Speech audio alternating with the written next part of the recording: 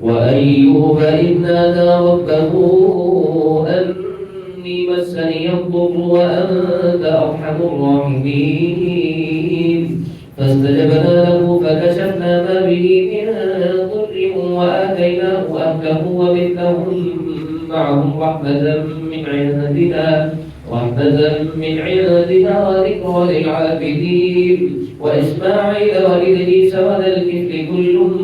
من الصابرين وأدخلناهم في رحمتنا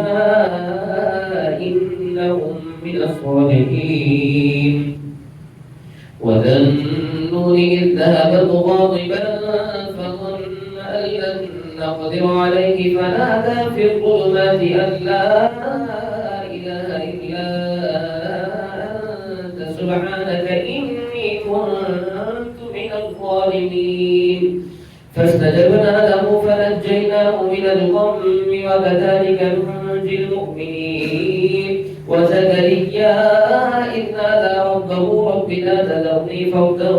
وأنت خير الوارثين فاستجبنا له ووهبنا له يحيى وأصلحنا له زوجا إنهم كانوا يسارعون في الخيرات ويدعوننا رغبا ورهبا وكانوا لنا خاشعين والتي أحصنت فرجها فنفخنا فيها من روحنا وجعلناها وابنها آية للعالمين إن هذه أمتكم أمة واحدة وأنا ربكم فاعبدون وتقطعوا أمرهم بينهم كل إلينا راجعون فمن يعمل من الصالحات وهو مؤمن فلا كفران لسعيه وإنا له كاتبون وحرام على قرية أهلكناها أنهم لا يرجعون حتى إذا فتحت يأجوج ومأجوج وهم من كل حدب ينسلون اقترب الوعد الحق فإذا هي شاخصة أبصار الذين كفروا يا ويلنا قد كنا في غفلة من هذا بل كنا ظالمين إنكم وما تعبدون من دون الله حصب جهنم أنتم لها واردون لو كان هؤلاء آلهة ما وردوها وكل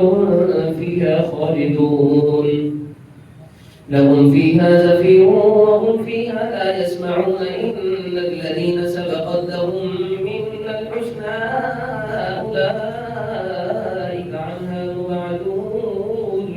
لا يسمعون حسيسها وهم فيما اشتهت أنفسهم خالدون لا يحزنهم الفزع الأكبر وتتلقاهم الملائكة هذا يومكم الذي كنتم توعدون يوم نطوي السماء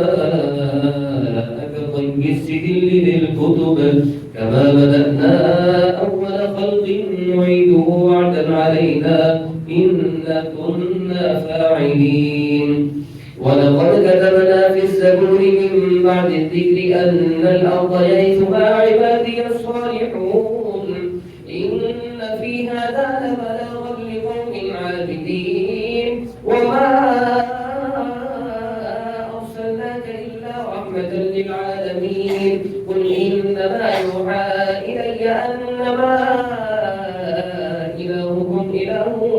واحد فهل أنتم مسلمون فإن تولوا فقل آذنتكم على سواء وإن أدري أقريب أم بعيد ما توعدون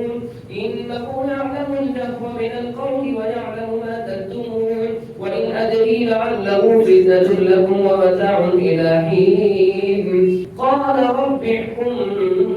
بالحق وربنا الرحمن المستعان على ما تصفون الله أكبر